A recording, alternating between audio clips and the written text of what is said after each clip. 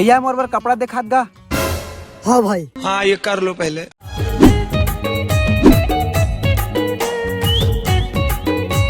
लेकिन एक सेकंड पापा ये कपड़ा मस्त लगा थी और मजबूत भी है। एला लेथन देखा था आजकल के ठुरा मल्ला हैं?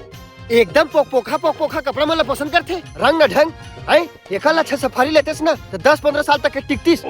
तेन है येला लेवा थे एक घवेल तिरहु ना तो चर ले फट जी ये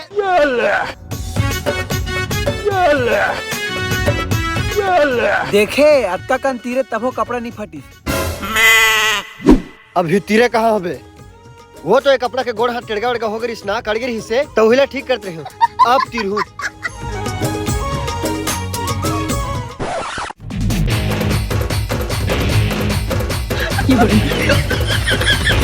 काट डालूंगा। महेंद्र बाहुबली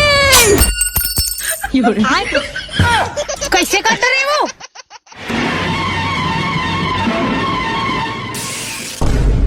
देखे मैं कह रहे हो ना एकदम पोखा कपड़ा लेवा था इसकी के है चिरागे ना नवा कपड़ा नहीं फटेगा नीचे देख।